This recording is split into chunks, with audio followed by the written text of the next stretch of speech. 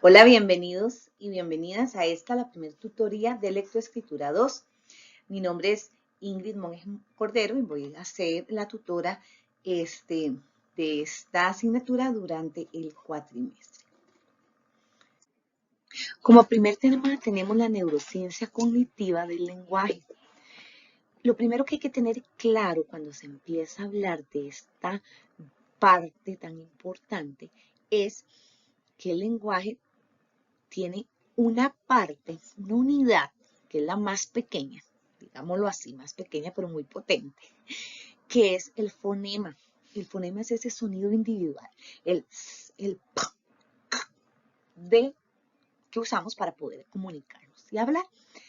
Y este sonido pues da la diferencia, por ejemplo, entre bala y gala, y da otro significado a la palabra. Una cosa es gala y otra cosa es pala, y lo que varía es en ese pequeño sonido.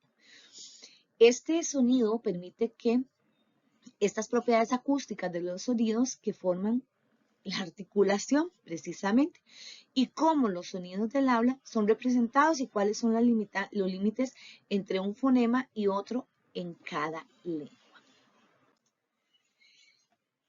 Esto nos permite el desafío para nuestro cerebro. ¿Por qué? Porque tiene que transformarse un especialista de los sonidos maternos. No es lo mismo ese niño que aprende a hablar inglés porque vive en los Estados Unidos, y es porque puede ir captando esos fonemas, esos sonidos y estructurándolos. Entonces, es un desafío para el cerebro.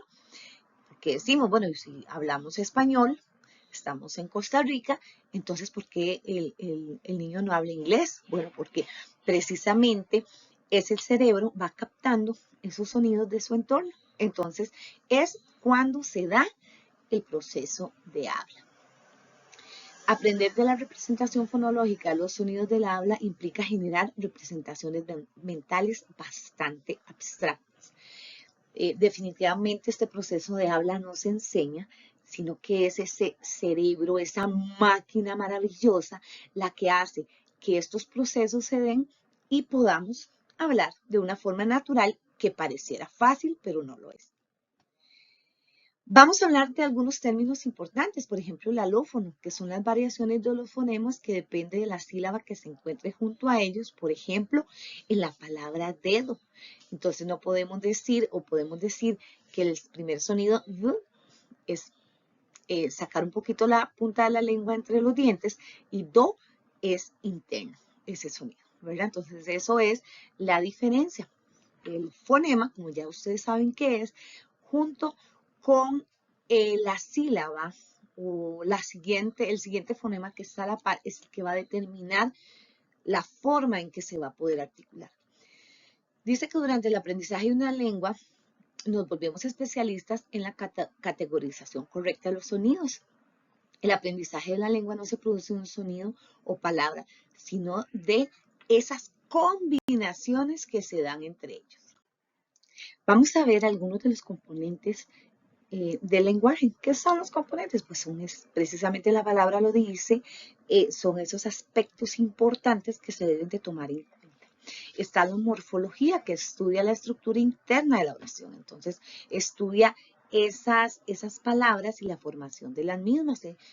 Analiza las unidades de significado más pequeño y cómo se pueden combinar. Por ejemplo, rápidamente, rápidamente. Ok, está la sintaxis, que son las reglas que indican cómo se estructuran las frases en una oración, algo tan sencillo como María come pan, sujeto, verbo, predicado y todo lo que compone en sí la oración. El vocabulario o léxico son todas aquellas palabras del idioma. Y la semántica, pues también tiene que ver con lo que es el vocabulario, pero utilizado en el entorno. Por ejemplo, uno le dice a un niño, afuera está el pollo, y el niño sale, si no le explicamos bien, y está buscando el pollo y los pollitos y la gallina, ¿verdad? Y tal vez el pollo nos referíamos a una silla de cemento. Entonces, es la palabra sí, pero utilizada de acuerdo al entorno donde se vaya a utilizar. Con respecto a la anatomía del funcionamiento del lenguaje, como les explicaba, uno cree, uno piensa que son procesos simples y sencillos. Sin embargo, es importante saber que si de alguna parte de estas estructuras cerebrales falla, es probable que no se logre alguna función, ya sea con algún componente específico, alguna función determinada. Si no se cumple en el cerebro, alguna de estas funciones puede ser que no permita que se desarrolle el lenguaje. El proceso del habla se hace sin esfuerzo y de forma cotidiana y se hace a gran velocidad. No se percibe que en la realidad son procesos sumamente complejos.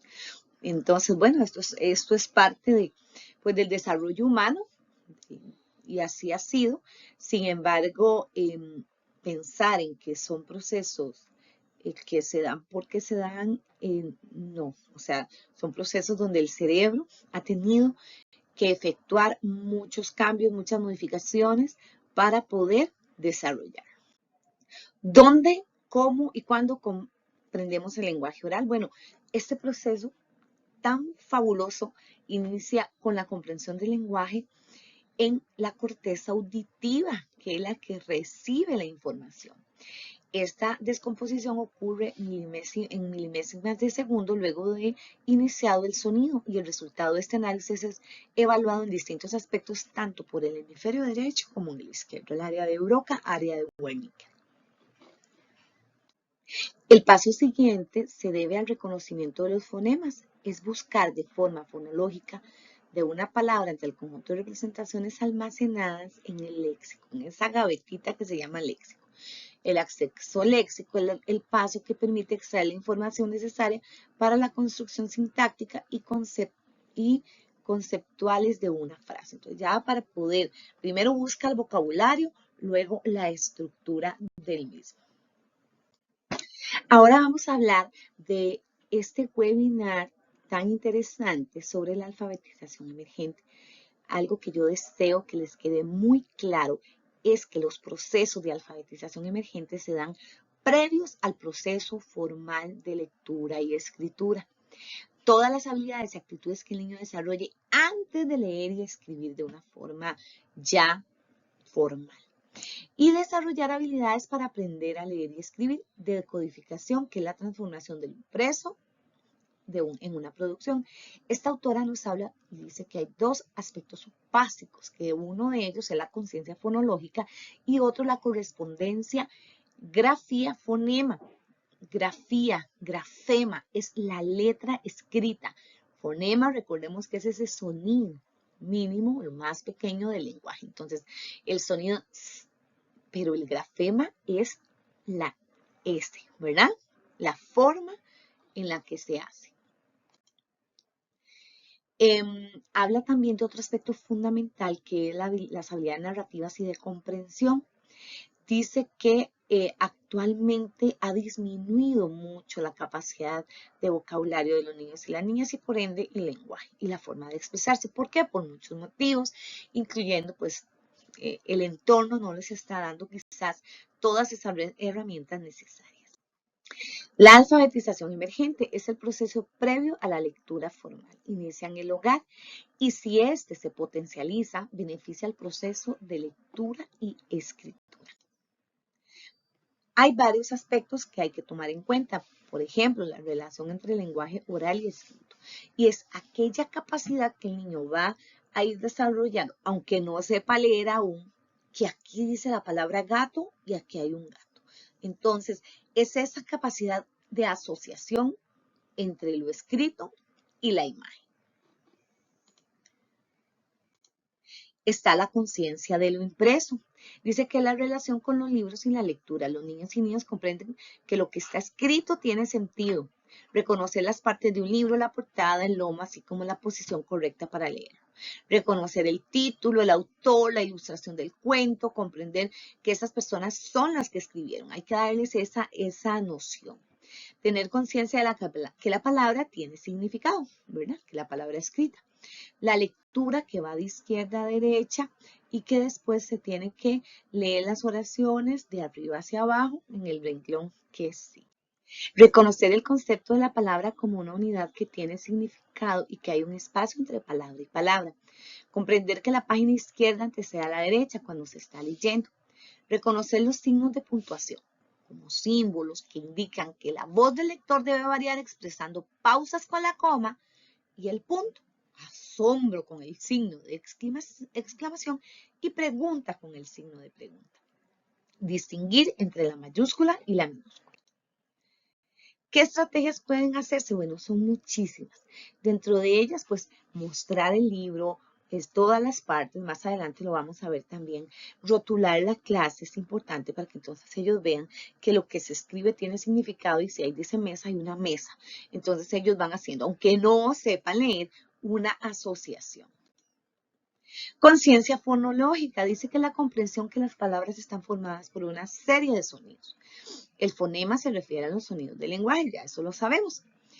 Y es predictor del éxito escolar. O sea, quiere decir que va a predecir si va a tener éxito a nivel de la lectura, si tiene una buena conciencia fonológica. ¿Cómo se puede hacer? Bueno, que escuchen cuentos, rimas, poesías, todo lo que sea de lectura.